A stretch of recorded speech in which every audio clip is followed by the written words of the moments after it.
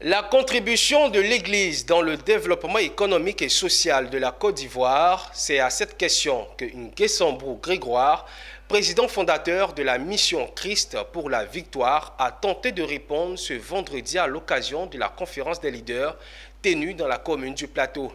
À travers son expérience religieuse et entrepreneuriale, les leaders ecclésiastiques ont compris l'importance d'investir davantage dans les différents secteurs d'activité. Zénab Dosso et Tima Traoré pour le compte-rendu. Dieu Tout-Puissant, Dieu notre Père, chaque chose a son temps sous le ciel. Pour le développement économique et social de la Côte d'Ivoire, l'Église a sa part à jouer. C'est dans cet esprit que les pasteurs, leaders religieux, se sont réunis à l'occasion de la conférence des leaders pour discuter sur la contribution de l'Église dans le développement du pays. L'atteinte de cet objectif passe impérativement par l'entrepreneuriat, selon le conférencier Nguessan-Brou Grégoire, président fondateur de la mission Christ pour la victoire, par ailleurs opérateur économique. Occasion pour lui de présenter les différents secteurs d'activité dans lesquels évoluent les entreprises Global Leader Corporation, dont il est le président directeur général. Il s'agit entre autres de l'agriculture, de l'immobilier, de la restauration. Autant de solutions et opportunités, selon lui, pour créer de la richesse. Le succès de ce pays repose sur l'agriculture, comme le disait le président Oufoué.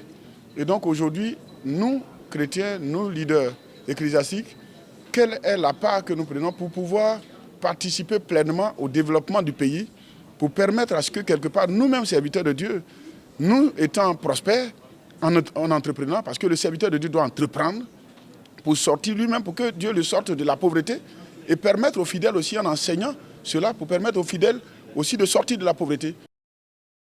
Lors de son intervention, le président fondateur de la mission Christ pour la victoire a insisté sur la restauration des fondements. Entendez par là le brisement des liens ancestraux, le changement de mentalité, la destruction de la racine non profitable.